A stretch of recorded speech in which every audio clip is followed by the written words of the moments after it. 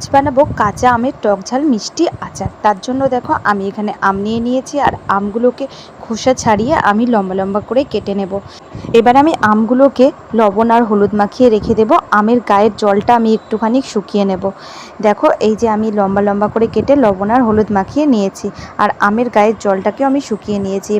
এবার আমি আচারের মশলা বানিয়ে নেব। তার জন্য একটা কড়াইতে জিরে, ধনে, মৌরি, পাঁচফোড়ন, শুকনো লঙ্কা এগুলোকে খুব ভালোভাবে ভেজে আমি মিক্সিতে গুঁড়ো করে নেব। এবার কড়াইতে তেল দিয়েছি, এর মধ্যে পাঁচফোড়ন আর শুকনো লঙ্কা আমি ফোড়নে দিয়ে দিয়েছি।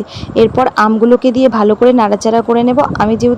আমি আগে থেকেই লবণ মাখিয়ে রেখেছিলাম, তাই এখানে কিন্তু আমি সামান্য পরিমাণে লবণ দিয়ে দেবো। খুব ভালোভাবে এটাকে নাড়াচাড়া করে আমি এর মধ্যে দিয়ে দেবো চিনি। চিনির পরিবর্তে কিন্তু তোমরা গুঁড়ো ইউজ করতে পারো। আমার কাছে চিনি ছিল, আমি চিনি দিলাম। চিনিটা গলে গিয়ে খুব সুন্দর একটা কালার এসছে। এবার আমি যে আগে থেকে গুঁড়ো করে মশলাটা রেখেছিলাম সেটাই দিয়ে দিলাম। লাস্টে নামানোর আগে আমি একটু ভিনিগার দিয়ে দিলাম, এতে আচারটা অনেক দিন পর্যন্ত খুব ভালো